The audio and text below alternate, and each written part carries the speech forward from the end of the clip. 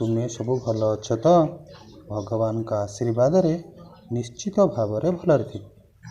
ଏହି ମହାମାରୀ କରୋନା ସମୟରେ ଆମେ କିପରି ସତର୍କତା ଅବଲମ୍ବନ କରିବୁ ତାହା ତୁମେ ଟିଭି, ରେଡ଼ିଓ, ଖବରକାଗଜ ତଥା ବାପା, ମା, ଭାଇଙ୍କ ଠାରୁ କେତେ କଥା ଶୁଣିଥିବ ଏବଂ ଅନ୍ୟ ପିଲାମାନଙ୍କୁ ମଧ୍ୟ ଏ ସମ୍ପର୍କରେ ସଚେତନ କରାଉଥିବ, ଯାହା ବର୍ତ୍ତମାନ ପକ୍ଷେ ନିତାନ୍ତ ଜରୁରୀ।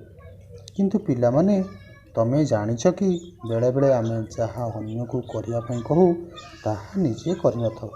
ଆମେ ଅନ୍ୟକୁ କହିବା ପୂର୍ବରୁ ନିଜେ ତାହା ପାଳନ କରିବା ଜରୁରୀ। ଏ ସମ୍ପର୍କରେ ତୁମ ସାହିତ୍ୟ ବହିରେ ସୁନ୍ଦର କାହାଣୀଟିଏ ଅଛି।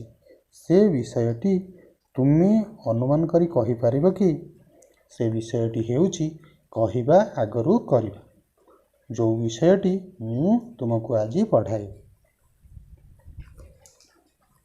ପିଲାମାନେ, ଏବେ ତୁମେ ତୁମର ସାହିତ୍ୟ ବହିର 12 ପୃଷ୍ଠା କାଢ଼ ଓ ଦେଖ। ମୁଁ ଏହାକୁ ପଢ଼ାଇବା ସହିତ ଭାବାର୍ଥ କରିବି ଏବଂ ତୁମକୁ ବୁଝାଇବି। ବିଷୟଟି ନାଁ ହେଲା କହିବା ଆଗରୁ କରିବା। ସାନୁ ବିଦ୍ୟାଳୟରୁ ଘରକୁ ଫେରିଲା। ମା ତାକୁ ପଚାରିଲେ, ତୁମ ବିଦ୍ୟାଳୟରେ ଆଜି କ'ଣ କ'ଣ ହେଲା?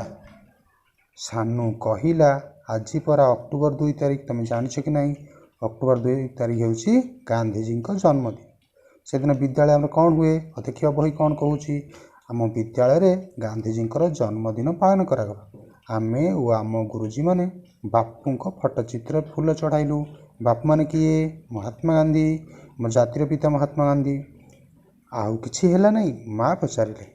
ସାନୁ ଉତ୍ତର ଦେଲା, ହଁ, ଗୁରୁଜୀ ଗାନ୍ଧିଜୀଙ୍କ ବିଷୟରେ ସୁନ୍ଦର ସୁନ୍ଦର କାହାଣୀ ଶୁଣାଇଲେ। ବହୁତ ମଜା ଲାଗିଲା। ମା, ଆଚ୍ଛା କ'ଣ ସବୁ କହିଲେ?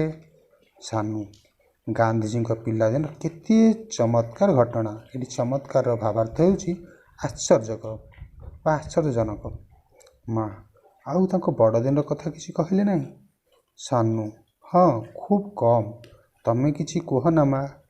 ମା, କହୁଛି ଶୁଣୁ। ମା କାହାଣୀ ଆରମ୍ଭ କଲେ। ସାନୁ ଶୁଣିବାକୁ ଲାଗିଲା।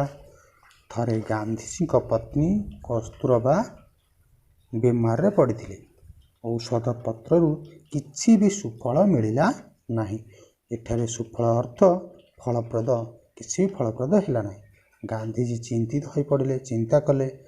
ସେ ପୁସ୍ତକରୁ ପଢ଼ିଥିଲେ ଯେ ବେମାରରେ ପଡ଼ିଥିବା ଲୋକ ଲୁଣ ନ ଖାଇଲେ କିଛିଟା ଉପକାର ପାଏ। ତେଣୁ ସେ ସେହି ଉପଦେଶଟି କସ୍ତୁରବାଙ୍କୁ ଦେବା ପାଇଁ ମନସ୍ଥ କଲେ। ମନସ୍ଥ ଅର୍ଥ ମନରେ ସ୍ଥିର କଲେ। ଗାନ୍ଧିଜୀ କସ୍ତୁରବାଙ୍କୁ କହିଲେ, ତୁମେ ଖାଦ୍ୟରେ ଲୁଣ ମିଶାଇ ଖାଇବା ବନ୍ଦ କରିଦିଅ। ଧେତ୍, ଲୁଣ ବିନା ଖାଦ୍ୟ ତ ସୁସ୍ୱାଦୁ ଲାଗେ ନାହିଁ। ସୁସ୍ୱାଦୁ ଅର୍ଥ ସ୍ୱାଦଯୁକ୍ତ ବା ସ୍ୱାଦପୂର୍ଣ୍ଣ ଲାଗେ ନାହିଁ। ଲୁଣ ବିନା କ'ଣ ଖାଦ୍ୟ ଖାଇ ହୁଏ? କସ୍ତୁରବା ଅମଙ୍ଗ ହୋଇ କହିଲେ। ଅମଙ୍ଗ ଅର୍ଥ ଅମାନିଆ ବା ଅମାନ୍ୟ କରି। ତୁମେ ଅବୁଝ ହେଉଛ କାହିଁକି? ତୁମର ପରା ଦେହ ଖରାପ। କିଛି ଦିନ ଲୁଣ ଛାଡ଼ିଦେଲେ ହୁଏତ ଆରୋଗ୍ୟ ହୋଇପାରନ୍ତ। ଆରୋଗ୍ୟ ଅର୍ଥ ରୋଗମୁକ୍ତ ବା ରୋଗମୁକ୍ତ।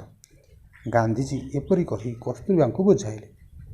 କସ୍ତୁରବା ଟିକେ ମୁହଁ ଶୁକାଇ କହିଲେ, ଯଦି ତୁମକୁ କିଏ ଲୁଣ ଛାଡ଼ିଦେବାକୁ କହେ, ତୁମେ କ'ଣ ଲୁଣ ଖାଇବା ବନ୍ଦ କରିପାରିବ? ଗାନ୍ଧିଜୀ ଭାବିଲେ, ଏ ତ ଠିକ୍ କଥା। ପରକୁ କହିବା ଯେତିକି ସହଜ, ନିଜେ କରି ଦେଖାଇବା ସେତିକି ସହଜ ନୁହେଁ। ଆମେ ସବୁବେଳେ କ'ଣ କରୁ ଜାଣିଛ? ଅନ୍ୟକୁ କହିଦେଉ, କିନ୍ତୁ ନିଜେ ତାହା କରିନଥାଉ। ଏହି କଥାକୁ ନେଇ ସେ ଚିନ୍ତା କରିବାକୁ ଲାଗେ। ଆମେ ଯାହା ଅନ୍ୟକୁ କହୁ ପ୍ରଥମେ ନିଜେ କରି ଦେଖାଇବା ଉଚିତ। ତେବେ ଯାଇ ଏହା ଅନ୍ୟମାନଙ୍କ ଉପରେ ପ୍ରଭାବ ପକାଇବ। ଏହି କଥାଟି ଗାନ୍ଧିଜୀ ମନେ ମନେ ବିଚାର କଲେ। କସ୍ତୁରବା ଦେଇଥିବା ଉପଦେଶଟିକୁ ନିଜେ କାର୍ଯ୍ୟକାରୀ କରିବା ପାଇଁ ସଂକଳ୍ପ କଲେ।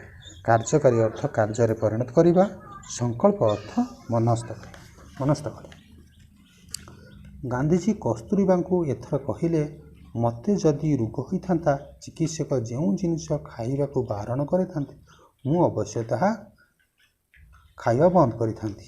ଏଥିରେ ସୁଫଳ ମିଳିଥାନ୍ତା। ମୁଁ ତୁମକୁ ଲୁଣ ଖାଇବାକୁ ମନା କରିଛି। ତେଣୁ ପ୍ରଥମେ ମୁଁ ଗୋଟିଏ ବର୍ଷ ପାଇଁ ଲୁଣ ଛାଡ଼ି ଦେଉଛି। ସତକୁ ସତ ଗାନ୍ଧିଜୀ ସେହି ମୁହୂର୍ତ୍ତରୁ ବିନା ଲୁଣରେ ଖାଦ୍ୟ ଗ୍ରହଣ କରିବା ଆରମ୍ଭ କଲେ। ଏଠାରେ ମୁହୂର୍ତ୍ତର ଅର୍ଥ ସେହି ସମୟରେ ତାଙ୍କର ଏହି ଆଚରଣ ଯାହା ପାଳନ କରାଯାଏ। ଏହି ଆଚରଣରେ କସ୍ତୁରିବା ଉପରେ ଖୁବ୍ ପ୍ରଭାବ ପକାଇଲା। ତେଣୁ କସ୍ତୁରିବା ମଧ୍ୟ ଏଣିକି ଲୁଣ ନ ମିଶାଇ ଖାଦ୍ୟ ଖାଇବାକୁ ଅଭ୍ୟାସ କଲେ।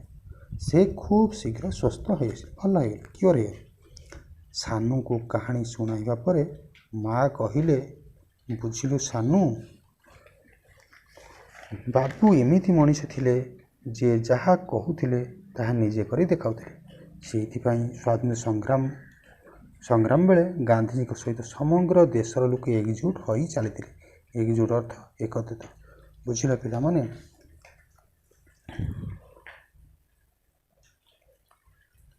ପିଲାମାନେ ଆଜି ପାଇଁ ଏତିକି। ତୁମେ ଏଠି କ'ଣ ଶିଖିଲ? ମହାତ୍ମା ଗାନ୍ଧୀ ହେଉଛନ୍ତି ଜାତିର ପିତା, ଜାତିର ଜନକ ଏବଂ ଆମ ଆଦର୍ଶର ଚାବିକାଠି।